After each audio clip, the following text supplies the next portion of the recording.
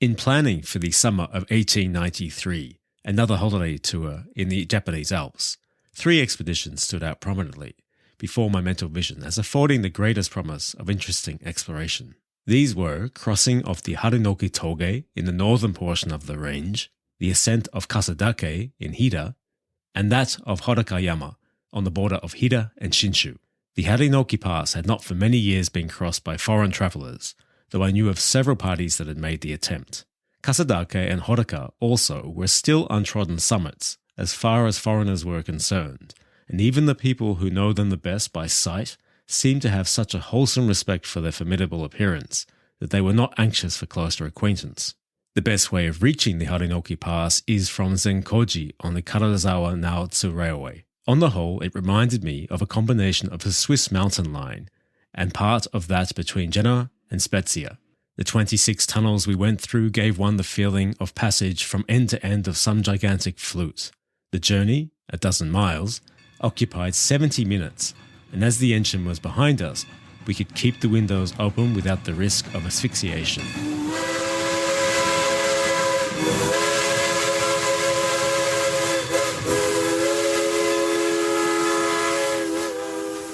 The average inclination is moderately steep, the greatest gradient being 1 in 15. A sweltering hot afternoon, 90 degrees in the shade, saw the train rattling down the long incline to Zenko-ji after a 3-hour run from Karuizawa. Under the shadow of the dark hills, the great temple that gives the place its ancient name looks over the mouse-coloured roofs of the houses to the fertile plain beyond. The word Zenko-ji represents the Chinese characters which stand for the Japanese words rendered the Temple of Yoshimitsu. Its name it gets from the builder of the original shrine, on the site of which the present erection stands. Its raison d'etre is the preservation of a golden image representing the Buddha and 2 of his followers, Kannon and Daishi Bosatsu, which is said to have been fashioned by Sakyamuni, the Buddha himself 3,000 years ago, from gold found at the center of the universe.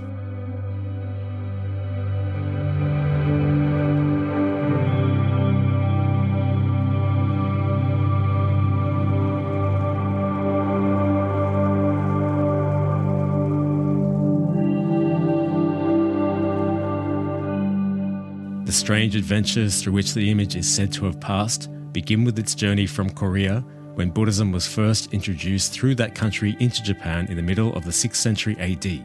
The opposition of the priests of Shinto, the native faith, made it the object of continuous persecution, but each fresh attempt to destroy or make away with it failed. Once an effort was made to burn it, another time to cut it to pieces, and twice it was thrown into Ajikawa near Osaka. At last it fell into the hands of Yoshimitsu, a native of Shinshu, who carried it off to his native province, where it found a resting place in the original temple he erected himself. The name Zenko-ji thus represents the religious associations of the place, whilst the official title of the town, Nagano, has reference to it as the capital of the ken or country, which is coextensive with the province of Shinshu. The image is enshrined in a recess, covered with magnificent brocade curtains at the back of a sort of chancel in the hondo or main building. No one is allowed to see more than the outermost of the next of the boxes in which it is enclosed.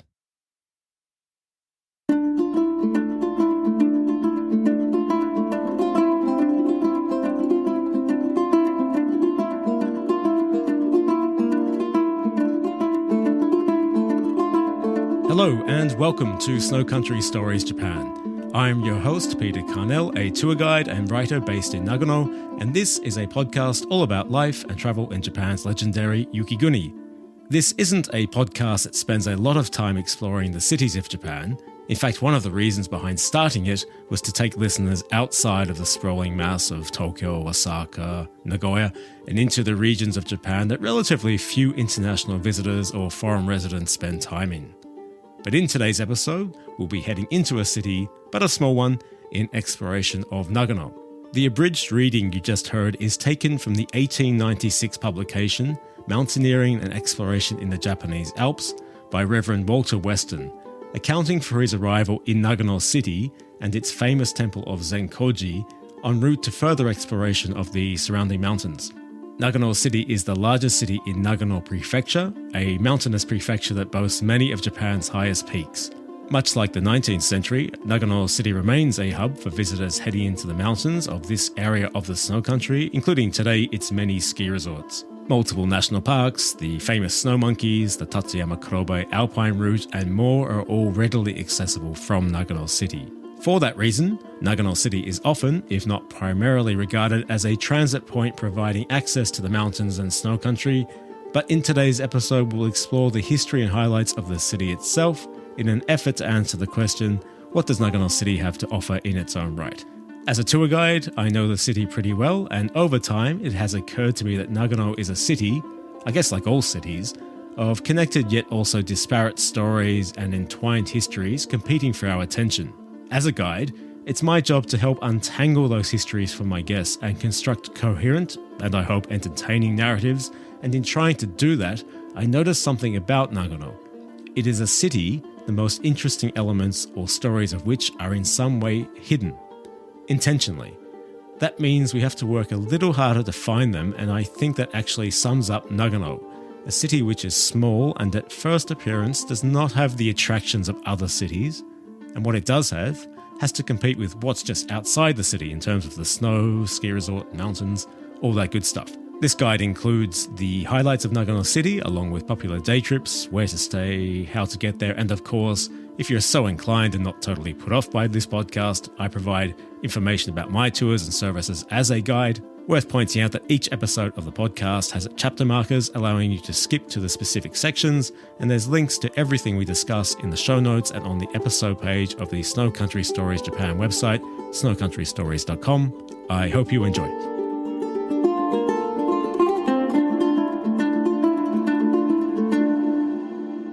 Nagano City is the capital city of Nagano Prefecture and lies approximately 240 kilometers, that's around 150 miles to the northwest of Tokyo. Thanks to the very speedy Hokuriku Shinkansen originating from Tokyo Station, the journey to Nagano takes only 80 to 110 minutes depending on which service you choose. A much easier train journey, though no doubt a less beautiful one than the mountain railroad referenced in Walton's 19th century account. All Hokuriku Shinkansen services departing Tokyo stop at Nagano. It's direct, no transfers are needed, so no excuse not to come. If you've never been to Japan but have heard of Nagano, or it rings a bell in some way, that's almost certainly because of the 1998 Winter Olympics. Nagano hosted the 98 Winter Games, followed by the Paralympic Winter Games in February and March 1998 respectively. Nagano's role as host of the Winter Olympics underscores that it has lots of ski resorts and world-class snow. 14 venues in Nagano were used, including purpose-built stadiums and facilities in the city, and ski resorts in Hakuba, Shikokogen, Nozawa Onsen, Izuna Kogen, and Karawazawa. For visitors heading to Nagano City, the Nagano Olympic Memorial Arena, simply referred to as M-Wave, hosted speed skating events during the Games and today remains an ice skating rink and houses the Nagano Olympic Museum. Olympic courses at the host ski resorts are also marked, allowing skiers and snowboarders to see how they stack up against the very best. You can expect snow in Nagano anytime from mid to late November until the end of March, with January and February being the most likely time you'll experience consistent and heavy snow. In lots of ways, the Olympic Games put Nagano on the international map, but for centuries before, and I think for most Japanese today, Nagano is known first and foremost as home to one of Japan's oldest, largest, and most important Buddhist temples. When I first moved to Japan, someone told me that there are two types of towns here, temple towns and castle towns. Known as Monzen Machi in Japanese, temple towns are those which are dominated by an important temple or temples which bestow a lot of power to the resident monks and nuns. Nagano is one such town. Established in 642, Zenko-ji is one of the oldest and most important Buddhist temples in Japan. The city grew around the temple, with many sub-temples established in close proximity to it, reflecting the importance of Zenko-ji, which to this day remains one of the most famous and significant temples in the country. But what makes it so? To explain that, we need to go back to the 6th to 8th centuries during the Asuka period, when Buddhism was first emerging in Japan, having arrived via Korea and then China. At that time, so it is said, the first statue of the Buddha was brought to Japan from Korea.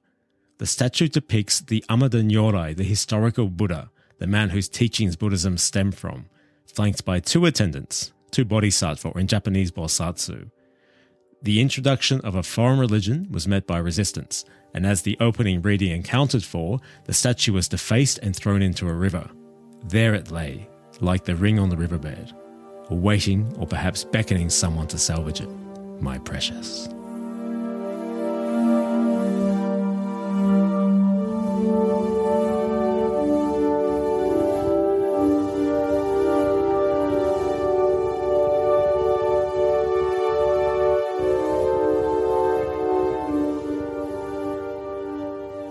That person was a samurai by the name of Honda Yoshimitsu, who discovered, rescued and brought the statue to his home in Nagano, which became the first temple in dedication to it in the year 642.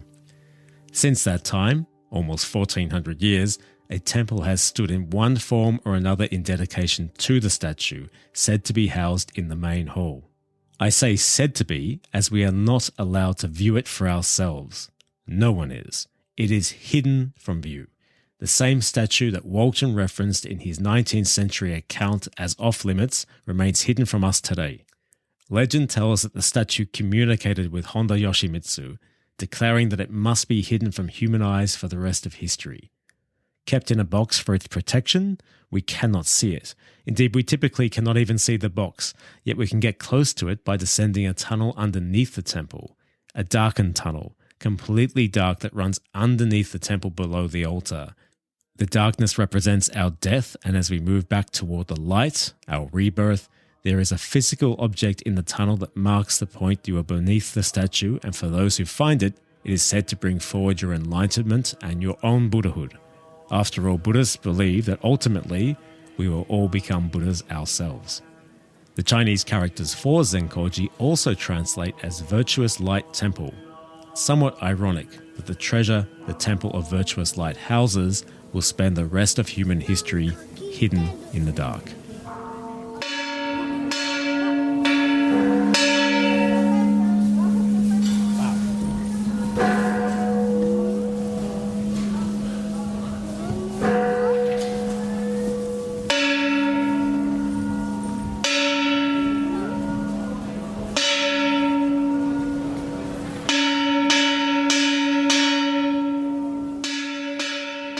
Zenko-ji is a non-denominational temple, meaning that it belongs to no one, or perhaps better said, it belongs to everyone. Everyone is welcome regardless of faith and background. That openness is reflected in the daily practice of a morning ceremony called the Oasuji every day of the year, at which everyone is welcome. The time varies by season, but is around sunrise, any time from 5:30 a.m. to 7 a.m.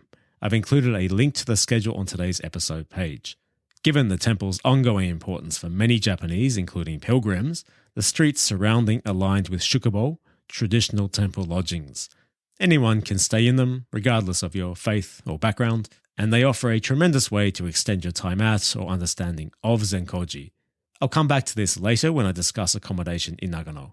To the same end, I offer private guided tours at Zenko-ji, a destination I am very familiar with and love showing people around. I do so at a leisurely pace with time to sit down for a decent coffee, lunch, local snacks, and should you be keen, a couple of drinks including a guided sake tasting at a nearby brewery. Listen on for more details or use the chapter markers to skip to that section now. Zenko-ji is around 20 minutes walk from Nagano Station, or less than 10 minutes using local bus services that operate outside the Zenko-ji exit of the station. And now, let's head outside of the city centre, but still within Nagano and into the spirited forests of Togakushi. Part of Nagano City, the alpine village of Togakushi has an average elevation of around 1,200 metres, that's around 3,940 feet, and sits beneath the striking ridgeline of Mount Togakushi, 1,904 metres, or about 6,250 feet. Accessible by bus from Nagano Station in around 60 minutes, Togakushi is actually part of the city and also the wider Myoko Togakushi Renzan National Park and home to some of Japan's most important Shinto shrines and the Togakure School of Ninja. Translating as Hidden Door, Togakushi and its shrine complex are linked to the very creation myths of Japan and the story of Amaterasu, the sun goddess and her retreat from the world and eventual re-emergence from hiding. One of my favourite destinations in the snow country, episode 12 of the podcast is my travel guide to Togakushi, so make sure to check that out if you haven't already. 5 shrines make up the main complex at Togakushi, The Hokosha, lower shrine, Chusha, middle shrine, and Okusha, upper shrine are the largest and most commonly visited. The smaller Hinomikosha and Kuzurusha round out the main structures within the complex. When approaching from Nagano City, you will first come to the lower shrine, followed by the middle shrine located in the central village, and then onto the upper shrine. The approach to the upper shrine is without question the most famous feature in Togakushi, but not for the shrine itself. Around 15 to 20 minutes from the trailhead, the Zushimon is a large red gate which acts as an entrance to an avenue of grand cedars. With most estimated to be over 400 years old and some much older, the trees are immense and considered sacred in their own right. This spot is famous and highly photogenic, and as such attracts plenty of visitors.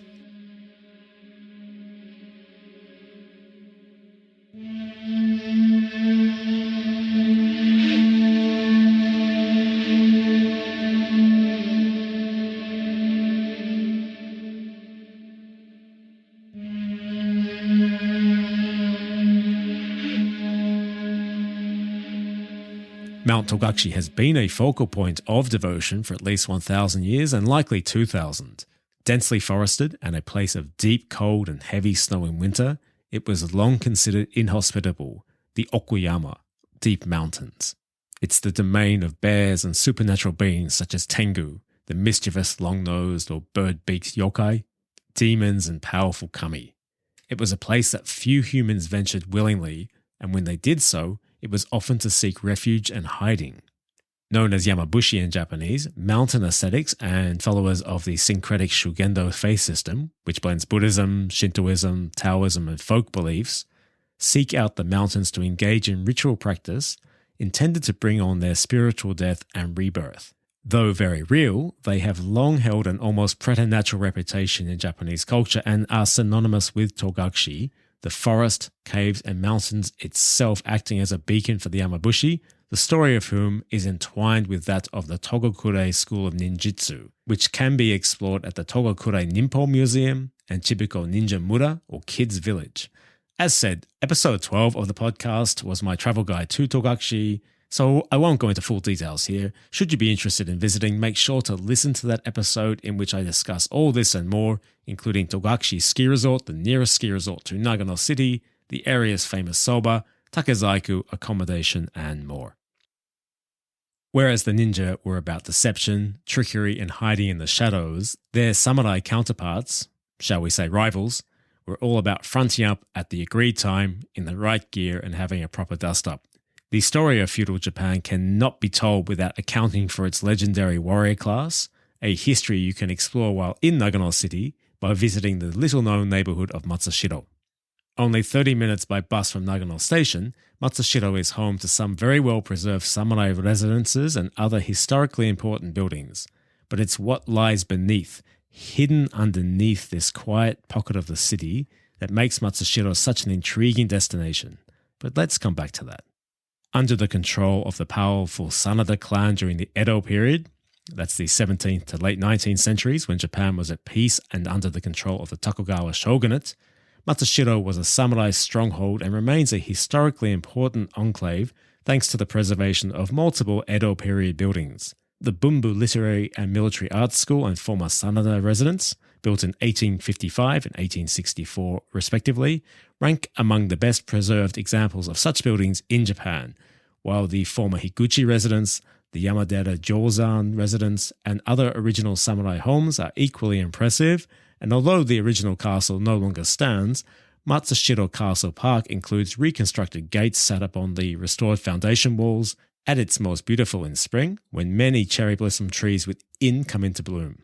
Matsushiro is a small place with each of these attractions and the Sanada Treasures Museum, which exhibits artifacts once belonging to the Sanada clan, within easy walking distance of each other.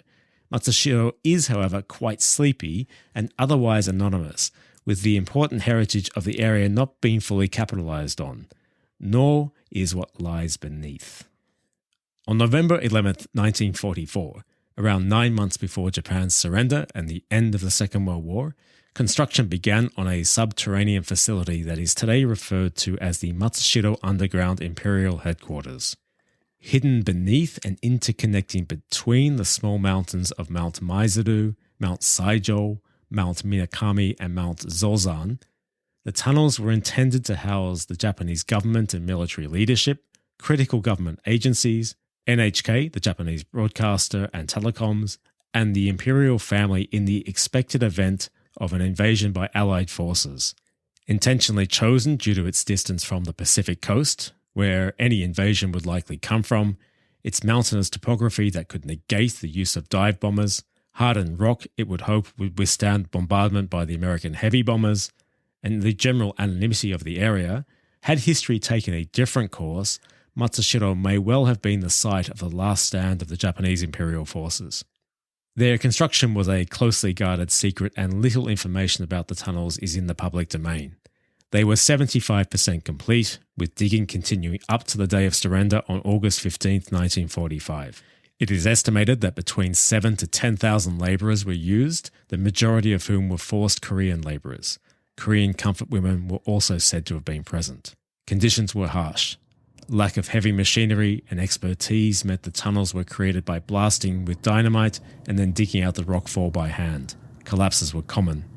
Working shifts were long, originally 8 hours and then extended to 12 hours. It is unknown how many labourers died. The estimates vary widely. Lack of official documentation means that rumours and fact about the tunnel are hard to separate.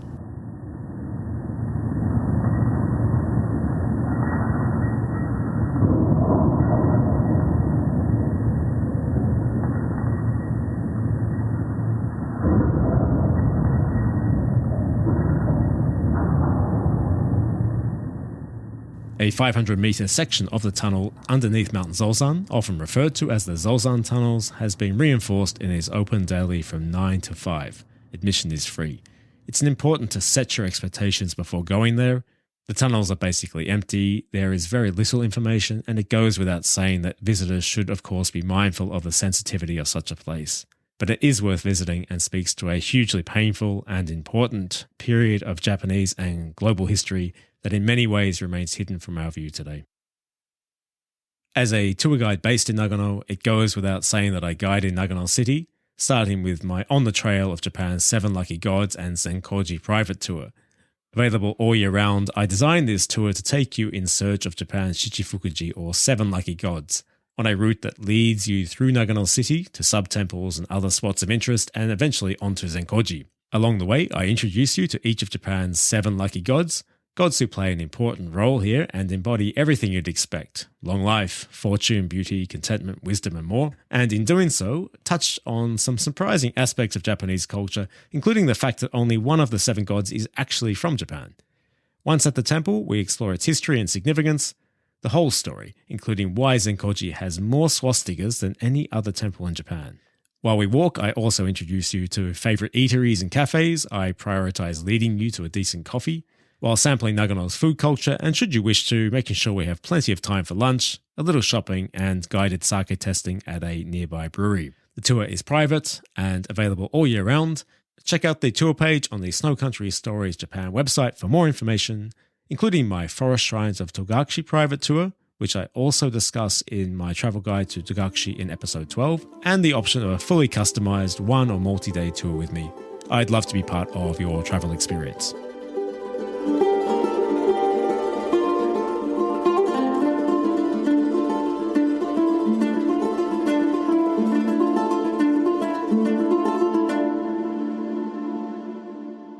When it comes to the best time to visit Nagano, it depends on what you want to do. Zenko-ji is of course accessible all year round. Togakushi is also an all year round destination, with each season offering a different experience, from the deep cold snow, snowboarding, skiing and snowshoeing of winter, to the hiking and mountaineering from late spring to autumn, including the exceptional beauty of its autumn colours. Set in the forest, the shrines have limited access in winter and are best enjoyed from spring to autumn. Matsushiro can be enjoyed any time of year, but it's at its best in the warmer months of the year, with its spring cherry blossom and autumn sunlight festivals being highlights. Speaking of festivals, Nagano hosts events throughout the year. The largest festivals are in summer, July and August, while its most celebrated annual festival, the Ebisko Fireworks, Japan's largest autumn fireworks display, takes place on the 23rd of November each year. But ultimately, Most visitors to Nagano are heading here en route to nearby destinations, including its many fantastic ski resorts. So in the end, the best time to visit is almost certainly dependent on what you plan to do around Nagano as much as what you plan to do in the city. Much like it was in 1896, Nagano City remains a convenient hub from where to head into the surrounding mountain ranges, including some of Japan's highest peaks and best ski resorts. Nagano Prefecture is home to many ski resorts, the most popular of which can be reached using bus and train services from Nagano Station. Outside of the east exit of the station, express buses run to Hakuba Valley in around 70 minutes and Shiga Kogen, also taking around 70 minutes to the nearest ski fields.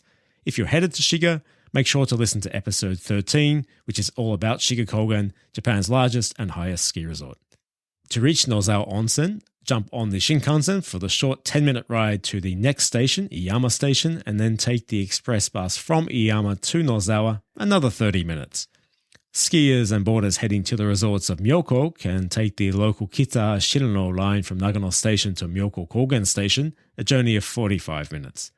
The nearest ski resort to Nagano City, Togakushi, which is actually within the city boundary, can be reached in 60 to 70 minutes using local bus services that operate from outside the Zenko-ji exit of the station. Outside of winter, most of those resorts operate gondolas and chairlifts that open up some fantastic hiking and an increasing array of green season activities. The ski resorts I've just mentioned sit in or on the border of national parks, including Chubu Sangaku, Japan's third largest national park, Joshinetsu Kogen, its fourth largest, and Myoko Togakushi Renzan, one of its newest. These parks include multiple mountain ranges, including the Hida or North Alps, Japan's highest mountain range that has many of Japan's highest mountains, including peaks of over 3,000, that's over 10,000 feet and above. There is much too much to discuss here, and I intend to dedicate episodes to each of these national parks in future. The parks can be reached using bus services from Nagano Station, although access points such as Matsumoto, Karawazawa, Joetsu Myoko, and Yuzawa might be more convenient depending on the specific area of the park you want to head to. I've included links to the official website of each park on today's episode page. Hugely popular in winter, Jigokodani Yaen Koen, more commonly referred to as the Snow Monkey Park, is home to Nagano's famous hot spring loving monkeys. The monkeys are there all year round, and as I discussed in episode 16 of the podcast, my guide to the monkey park, I think it's a better experience outside of winter. If you're keen to visit the monkeys, make sure to check out that episode. But regardless of when you choose to go, you can get there from Nagano Station using the Snow Monkey Express bus, taking around 50 minutes, or use the Nagano Dentetsu train line to Yudanaka Station, around 55 minutes, and then take a short bus ride onto the park. For full details about how to get there, check out my travel guide to the monkey park. The castle town of Matsumoto is only 55 minutes from Nagano Station, using limited express services, or 110 to 120 minutes using local services on the Shinano line. Most famous for its grand 6-story castle, one of the few remaining original castles in Japan, Matsumoto has some very nice historic shopping streets, a thriving art and traditional craft scene, and very good restaurants and decent nightlife. It's an all-year-round destination and an ideal day trip from Nagano City. Finally, the hugely popular Tateyama-Kurobe Alpine route is accessible from Nagano Station, using bus services to Ogizawa Station at the base of the mountains. Open to the public from mid-April to the end of November, this is where you'll encounter the famous snow walls of Tateyama upon its opening in spring. I plan to dedicate an upcoming episode to the Alpine route, so I won't go into too much detail now. If you're interested in it, or in any of the other destinations I've just mentioned, head to the episode page on the Snow Country Stories Japan website for links to each. When it comes to dining and nightlife in Nagano City, best to set some expectations. Let me be clear, it's not the most exciting city in Japan when it comes to eating out, drinking, busting up a dance floor with some ones and twos and getting in late. It's a small city that shuts down early and has limited dining options. But that's not to say that there's nothing on offer, and if Nagano City got its act together and embraced its traditional food culture, there's lots of potential. As a temple town in the snow country, it should come as no surprise that the traditional diet of Nagano has a strong emphasis on non-meat products and fermentation. Nagano is Japan's largest producer of miso, that's fermented soybean paste, and the second largest producer of sake, fermented rice alcohol. The cold climate and deep snow of winter, which results in a shorter growing season here, means fermentation has always played a big role in traditional food culture. As a landlocked prefecture, seafood must be brought in, and in a town long dominated by its famous temple, meat has always been somewhat, and for long periods entirely, out of favour. The result of this is Nagano's traditional food culture is very well suited to vegetarians and vegans. I really do wish the city would embrace and promote this part of the story. It has huge potential. Soba, that's buckwheat noodles, oyaki, baked or steamed rice flour buns with vegetable fillings, tsukemono, pickled vegetables, miso and sake are some of Nagano's most common staples. Located just off the main road leading from the station to temple, Suyakame is one such restaurant I'd recommend to anyone wanting to buy high-quality miso, enjoy a miso-based meal, or try miso soft-serve ice cream. Sounds strange, eh? But trust me, think salted caramel, it's really, really good. When it comes to oyaki, that's the baked or steamed rice flour buns, I recommend the cozy Ogawa no Sho just down from the temple, where your oyaki will be cooked over an open charcoal fireplace, or you can choose to make your own, or Irohado, which I think are by far the best oyaki around, located on the shopping street inside the temple complex, with another outlet inside Nagano Station. The wonderfully generous and award-winning Nishimon Yoshinoya is your best option when it comes to sake. It's only a couple of minutes walk from the temple. Again, check out the episode page on the website for links to each. Given the mountainous character of Nagano, hunting has long been a traditional means of supplying meat. Known as jibie in Japanese, wild meat is served at many restaurants, including specialist restaurants in Nagano City. Shika, that's deer, kamo, duck, inoshishi, wild boar, kuma, bear, and other meats are available. I realize it isn't for everyone, but I'm a fan, so if you like that type of thing, I recommend trying jibie while in Nagano, as it is a traditional part of the diet. The other thing you might come across is basashi, horse, which is also part of the traditional diet of Nagano. This divides opinions, so all I'll say is that it's available at many local restaurants, including some specialist restaurants, if you're interested. You'll find the greatest concentration of all types of restaurants and bars outside of the Zenko-ji exit of Nagano Station, with more dotted around the temple, although those around the temple often don't have a dinner service. At night, around the station is your best bet, with many chain izakaya and restaurants using touchpad menus on each table that can be switched to English. If you're looking for something a little bit more upmarket and with a bit of an atmosphere, I recommend heading back toward the temple and the Art Deco Fujiya Gohonjin. The building and its interior are striking, with the main restaurant looking onto a beautiful garden. For me, the real highlight of Fujiya Gohonjin is its bar and fantastic gin and whiskey menu. You need a booking to drink and dine there, however, they usually have English-speaking staff and their website is easy to navigate and make a reservation. Again, links on the episode page. Finally, if you're searching for where to get a decent coffee in Nagano, check out the episode page for a link to my article about the best cafes and coffee in Nagano City. There's no shortage of accommodation in Nagano City, most of which are Western-style business hotels ranging from mid-range to budget. The greatest concentration of hotels is in and around the station. To the best of my knowledge, there are no high-end hotels in central Nagano City at this time. When searching for accommodation, search Nagano Station to bring up options in the closest proximity to it.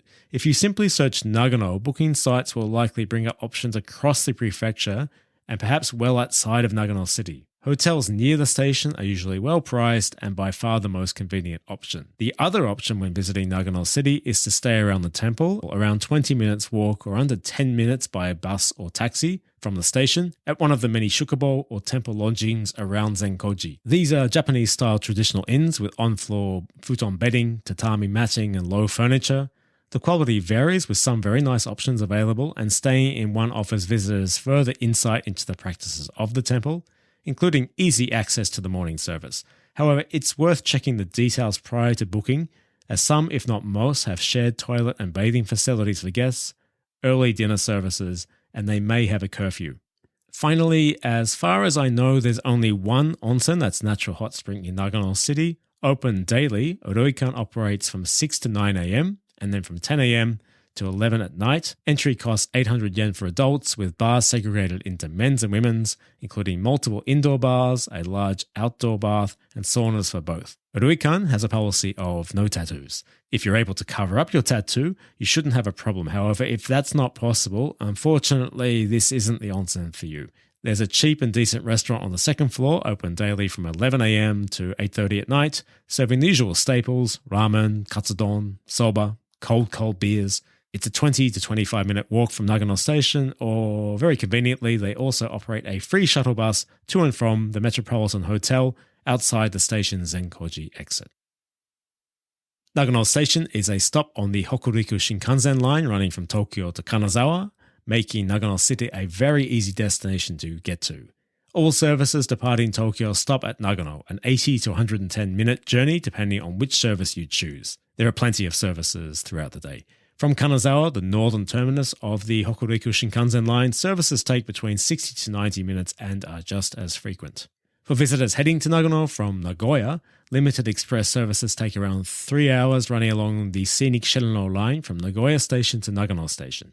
And for anyone heading to Nagano from Kyoto or Osaka, you actually have 3 options by train, all of which take around 4 hours. You can make the journey using the Tokaido Shinkansen to Tokyo and then switching to the Hokuriku Shinkansen. Alternatively, you can take the limited express Thunderbird from Osaka or Kyoto to Kanazawa and then switching on the Hokuriku Shinkansen for the journey to Nagano. Or yet another option is to take the Tokaido Shinkansen from Osaka or Kyoto to Nagoya and switch to the limited express service on the Shinano line bound for Nagano.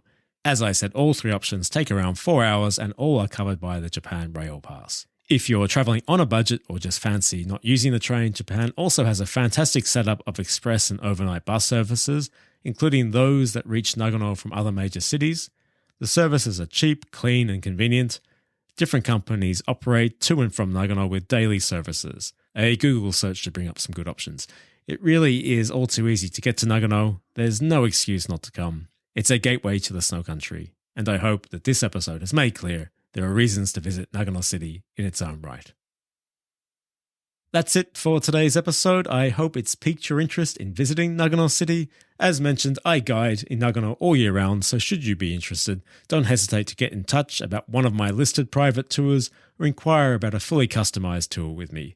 Regardless of how you choose to travel here, I hope you enjoy it. Thanks to everyone who is listening. If you're enjoying, haven't already done so, please take the time to subscribe to, review, and share the podcast. You can also follow the show on Instagram, Facebook, and X by searching Snow Country Stories Japan. The website is snowcountrystories.com and includes a page for each episode of the podcast, information about my services as a guide and writer, and a little more information about me. My name is Peter Carnell. This has been Snow Country Stories Japan. I'll be back with the next episode in a couple of weeks' time. Until then, it's bye for now.